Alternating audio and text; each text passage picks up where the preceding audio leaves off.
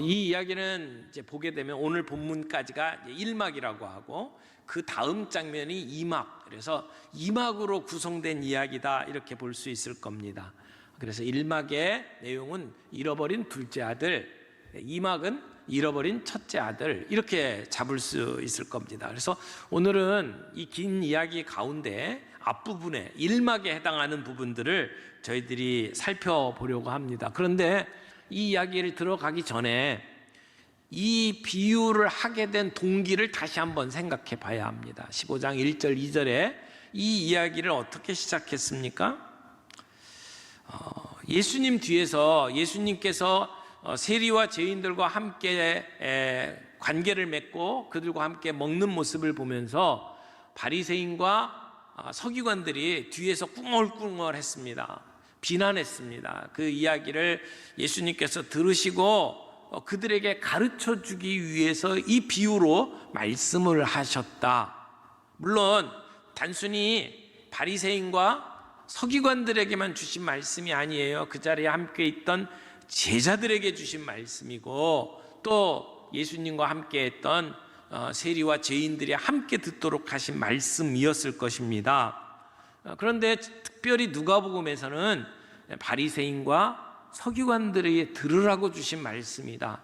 하나님의 마음을 이해하지 못하고 자기들은 성경을 잘 안다고 이야기를 하는데 하나님의 심정을 이해하지 못하는, 오해하고 있는 이 유대 종교 지도자들을 향해서 이 이야기를 주신 것이다. 그것도 한 이야기가 아니고 세 개의 이야기, 같은 메시지를 가지고 세 번씩이나 반복하면서 너희들이 오해하고 있는 하나님의 사랑, 그것이 무엇인지를 예수님께서 지금 가르쳐 주고 계신다라고 하는 것이죠. 오늘 우리가 예수를 믿는다고 하면서도 예수님이 가지고 있는 마음, 하나님의 마음을 우리 신자들이 오해하는 경우들이 참 많이 있다고 생각해요. 그래서 하나님의 사랑이 우리가 그렇게 생각하는 수준의 것이 아니다 라고 하는 것을 예수님이 지금 들려주고 싶은 것입니다. 말씀을 잘 알고 있고 하나님을 사랑한다고 생각하고 있던 유대 종교 지도자들, 어떻게 보면 이 이야기 가운데 첫째 아들의 모습이 바로 그런 종교 지도자들의 모습이 아니었을까요? 교회 안에 있어요. 말씀을 잘 아는 것 같아요. 겉을 보면 경건한 것 같아요. 그런데 하나님을 사랑하지 않아요. 그게 종교 지도자들의 문제였죠. 이제 그런 교회 안에 있는 사람들 또는 종교 지도자들을 향해서 주님께서 들려주셨던 이야기입니다. 자, 앞부분 오늘 1막에 해당하는 부분만을 저희들이 살펴봅니다. 1막 1장, 계산하지 않는 아버지의 사랑을 우리가 보게 됩니다. 이 이야기 앞부분은 아주 짧지만 충격적인 이야기가 담겨 있습니다. 둘째 아들이 아버지에게 가서 말도 안 되는 요청을 합니다.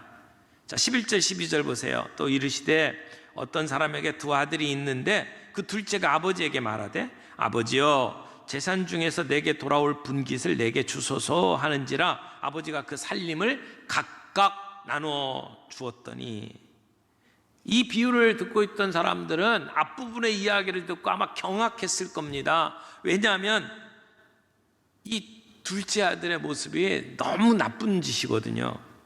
물론 아들이 자기 부모의 재산을 바라는 것을 꼭 나쁘다고 할 수는 없을 겁니다. 예수님 당시에는 아버지가 죽으면 그러면 그 재산을 자녀들에게 유산으로 나누어 줍니다. 근데 이들이 나눠주는 방식이 큰 아들 장자에게는 두 몫을 줍니다.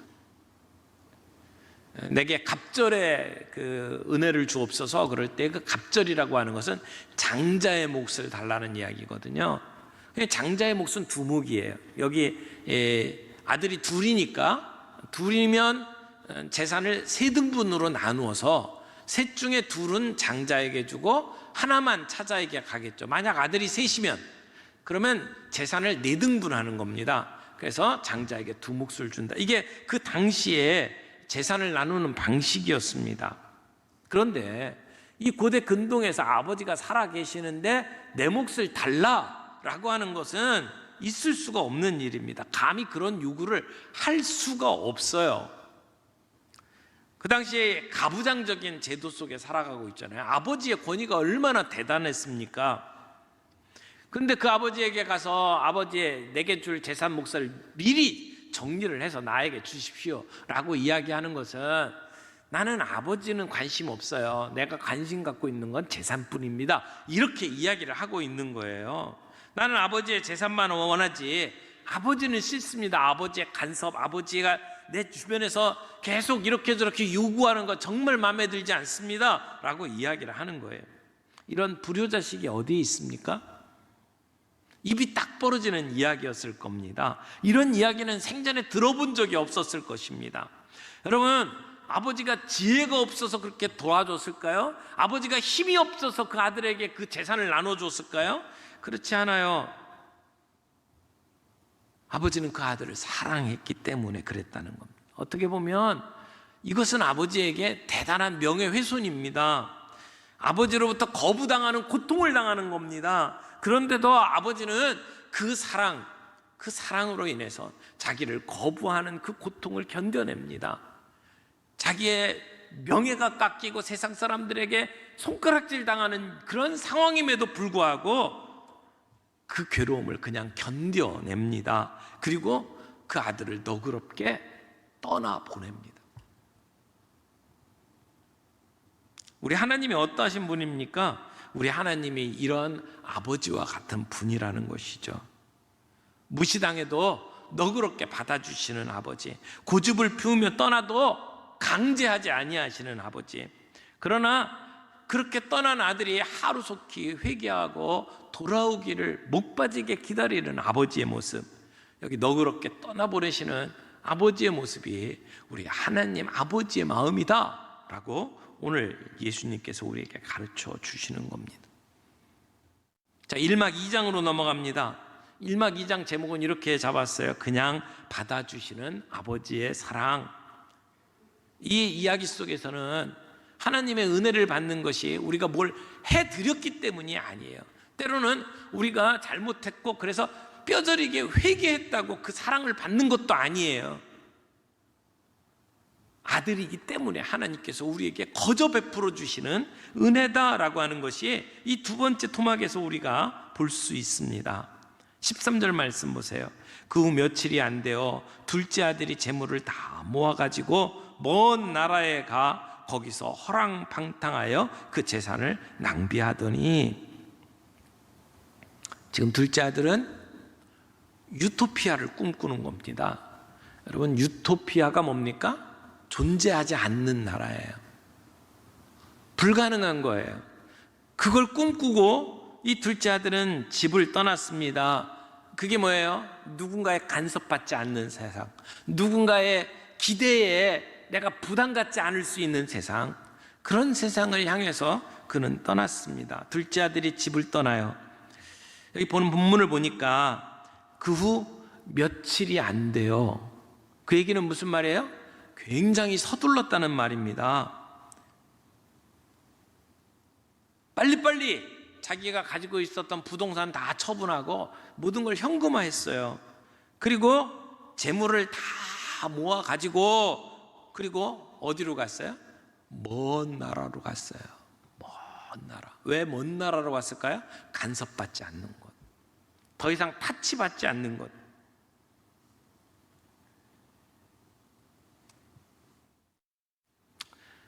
그 당시에 종은 일반적으로 그 주인의 집에 같이 사는 사람을 종이라고 그랬고요.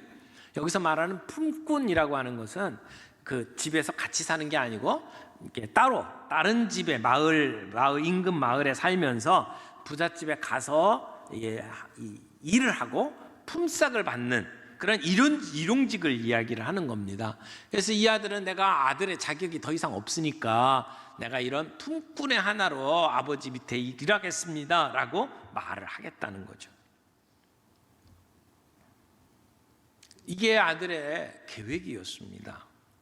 그래서 아마 내가 아버지를 만나면 이렇게 이야기를 해야지, 아마 이 대사를 외우고 또 말로 연습을 했을 거예요. 그리고 아버지를 만날 준비를 하면서 귀향길에 오릅니다. 물론 아직 누더기를 입은 채겠죠. 거지 같은 모습을 하고 아버지를 집을 향해서 갑니다. 정말 위대한 믿음의 결단이다, 이렇게 말할 수 있을 겁니다. 그런데 그 아들이 돌아오는 모습을 바라보던 아버지가 뛰어나갑니다. 여러분, 아들이 돌아오는 모습을 어떻게 아버지가 알아챘을까요? 누가 저기 아들이 온다고 기별을 해준 것도 아니거든요. 근데 저 멀리서 돌아오는 폼을 보니까 아들이에요. 그것은 이 아버지가 아들이 집을 떠난 뒤에 언제나 돌아올까 기다렸다는 거죠. 아마 한 번도 두 다리 뻗고 제대로 잠을 자지 못했을 거예요. 그리고 늘 시선이 저 아들이 돌아오는 그 길목에 있었을 거예요. 계속 그것을 지켜보며, 그리고 목이 빠지게 기다렸다는 얘기죠. 그리고 아직도 거리가 먼데도 불구하고 아들이 돌아오는 그 모습을 알아챈 겁니다. 그리고는 아들이 왔구나. 그리고는 뛰어나갑니다. 뛰어나가요. 우리 하나님이 이러신 분이라는 거죠. 우리가 하나님 아버지를 떠날 수는 있어도 하나님이 우리를 떠난 게 아닙니다. 하나님은 우리를 기다리고 계시는 하나님이라는 겁니다. 우리가 언제 돌아올까 목이 빠지게 기다리시는 하나님. 그리고 돌아오면, 아버지를 향해서 돌아오면 아무런 조건 없이, 그 아들이 무엇을 해줬기 때문도 아니고 무엇을 이뤘기 때문도 아니고 그냥 아무 대가 없이 그 아들을 맞아주시는 아버지의 마음, 그것이 우리의 하나님 아버지의 마음이다라고 이 이야기는 가르쳐 주는 겁니다. 자, 1막 3장으로 갈까요? 1막 3장은 이렇게 제목을 잡았어요. 무모할 정도로 헤프게 베푸시는 아버지의 사랑. 그러니까 팀 켈러 목사님의 이야기로 이야기하면 프로디갈 아버지, 이렇게 표현을 하겠죠. 정말 가지고 있는 모든 것들을 방탕하게 쓰는 것처럼 그냥 헤프게 쓰는 아버지의 사랑, 이렇게 표현을 합니다. 여러분, 지금 아버지가 어떤 아버지입니까? 너그럽게 떠나보내시는 사랑의 아버지였습니다. 그리고 그 아들이 돌아오기를 끝까지 기다리시는 하나님 아버지의 사랑이었습니다. 그리고 돌아올 때 조건 없이 받아주시는 아버지의 모습을 보았습니다. 그 아들이 집에 돌아올 때 그 아들은 뜻밖의 환영을 받았습니다. 그가 살았던 세상에서는 결코 경험할 수 없었던 환영입니다. 여러분, 이 세상에서의 거래는, 이 관계는 거래적 관계죠. 내가 뭔가를 해주기 때문에 나에게 해주는 거잖아요. 이 둘째 아들이 세상에 나가서 사람들에게 돈 쓸 때는 주변에 친구가 많았어요. 그런데 돈이 없어지니까 친구들도 사라져버렸단 말이에요. 그리고 없을 때는 너무나 사람들이 냉담했어요. 무관심했어요. 거절했어요. 그런 세상을 살다 보니까 우리 아버지의 사랑이 어떤 것인지 기억도 나지 않았겠죠. 그가 아버지 집에 돌아올 때는 세상과 같은 그러한 환경 속에서 생각을 한 겁니다. 내가 집에 돌아가면 아버지는 나를 더 이상 아들로 보지 않겠지. 그러니까 나는 아버지라고 부를 자격도 없고 나는 아들이라고 말할 수 있는 자격도 없어. 그러니까 나를 품꾼의 하나로만 여겨주시면 좋게. 이건 세상의 방식입니다. 환영은 그가 기대했던 게 아닙니다. 아마 내가 돌아가면 분명히 우리 집안 모든 사람들이 손가락질할 거야. 너 왜 그랬니? 따질 거야. 동네 사람들도 나를 인정하지 않을 거야. 아마 그렇게 생각을 했을지도 몰라요. 그래서 아무도 반겨주지 않고 모든 관계가 거래로 이루어지는 그 관계 속에서 정말 무정한 세상 속에 살다가 익숙해져 버린 이 아들이 집에 돌아갔는데 집에서 보여준 반응은 생각하지 않았던 환영이었다는 것이죠. 아버지는 멀리 있는 아들을 바라보고 달려갑니다. 달려갑니다. 중동에 기품 있는 어른이 이렇게 이 옷깃을 이렇게 걷어가지고 자기의 맨 다리 살이 보이도록 뛰는 일이 없습니다.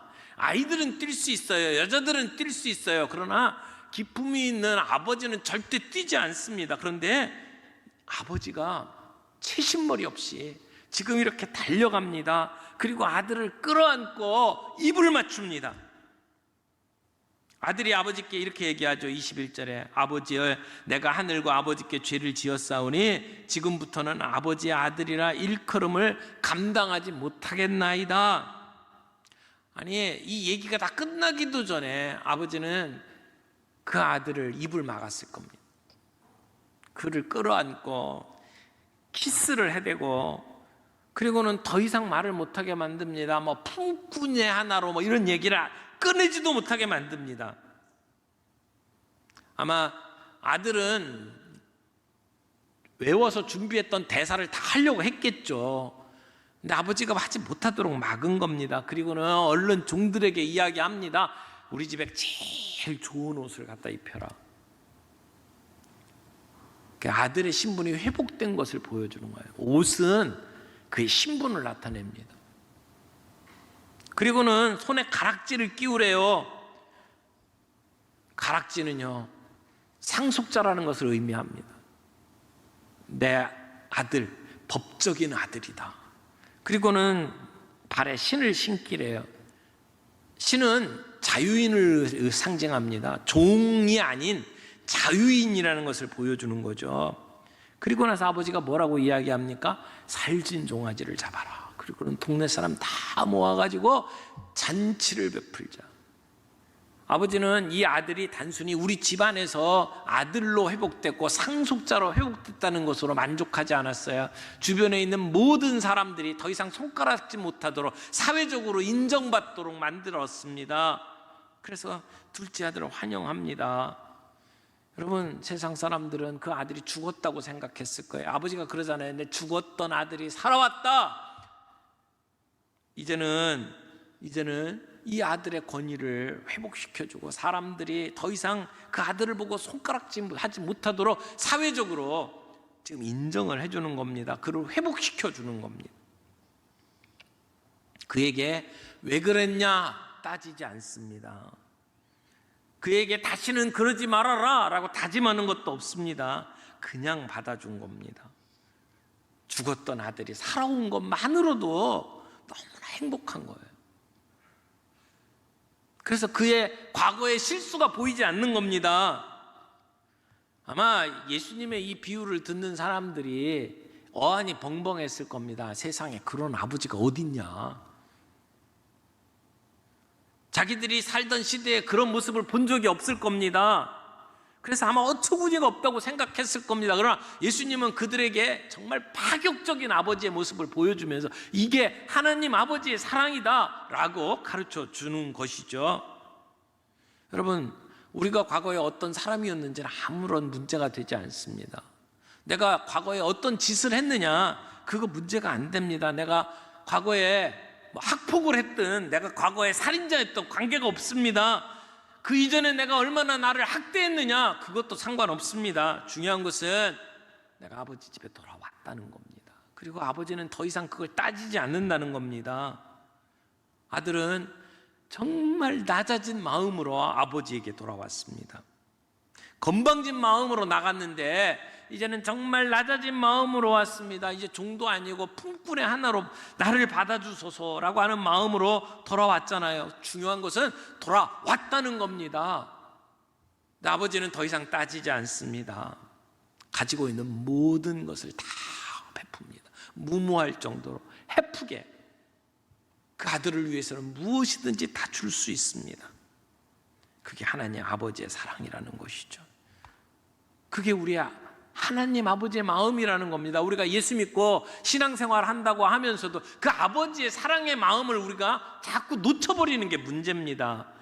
유대 종교 지도자들처럼 자꾸 법을 가지고 따지고 너는 이것 잘못했다, 너는 이것 잘못했다, 사람들을 정죄하고 비난하기 바쁘지 하나님의 그 마음을 가지고 우리가 서로를 용납하고 받아주는 일을 못하는 게 오늘 우리의 문제라는 겁니다. 한 영혼이 돌아오기를 그렇게 기다리고 계시고, 그리고 돌아왔을 때 너무나 기뻐서 모든 것을 다 주시는 하나님, 그게 오늘 이 종교 지도자들에게 들려주고 싶었던 하나님 아버지의 모습입니다. 여러분, 그 아버지의 사랑을 믿고 그 아버지의 사랑을 내 마음속에 받아들일 때 우리의 인생의 방황이 끝납니다. 오늘 우리 가운데 아직도 그 아버지의 사랑이 느껴지지 않는 분이 있습니까? 아버지의 사랑이 그렇게 미심쩍게 느껴지는 분이 혹시 계십니까? 오늘 그 아버지의 사랑을 마음속에 그대로 받아들일 수 있기를 바랍니다. 그분의 사랑을 내 마음에 받아들이면 내게 돌아갈 곳이 있고 내게 아버지가 있다는 것을 인정하고 돌아가면 더 이상 문제될 게 아무것도 없습니다. 내 삶의 과거가 어땠든지 관계가 없습니다. 내가 어떤 삶을 살았는지 상관없습니다. 오늘 그 사랑을 깨닫고 주님 품에 안길 수 있는 우리 모두가 되기를 바랍니다. 그리고 우리 안에 그 주님의 사랑을 맛봤습니까? 그 주님의 사랑을 느꼈습니까? 그렇다면 우리는 그 주님의 마음을 가지고 우리 이웃들에게 그 사랑을 전해야 될 사명이 우리에게 있습니다. 그 사랑을 나타내며 증거할 수 있기를 바랍니다. 오늘 우리 한국교회가 맞이하고 있는 위기는 그 하나님의 사랑, 그 하나님의 기쁨을 우리가 제대로 이해하지 못하고 있기 때문이 아닐까 하는 생각을 합니다. 한 영혼을 그렇게 소중히 여기시고, 그리고 그가 돌아오기를 기다리고 계시고, 그리고 돌아왔을 때 그렇게 모든 것을 다 내어주시며 환영해 주시는 그 하나님의 사랑. 근데 그 사랑에 우리가 너무나도 무관심한 게 아닐까요?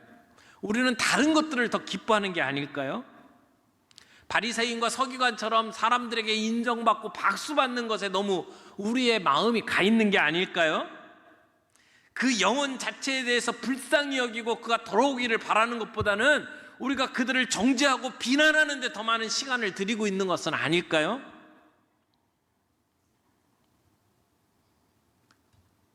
그가 어떤 종교든지, 그가 어떤 배경을 갖고 있든지, 그가 어떤 성별이든지 관계없이 우리가 그 사람 자체를 사랑하고 그를 끌어안는 마음, 그것을 주님이 오늘 우리에게 요구하는 게 아닐까요? 내 수준에 맞는 사람들끼리만 품고 사랑하는 게 아니라 세리와 죄인들과도 기꺼이 어울리고 그들과 식사를 했던 그 예수님의 마음을 가지고 오늘 우리들이 살아가야 되는 게 아닐까요? 오늘 이 말씀 속에서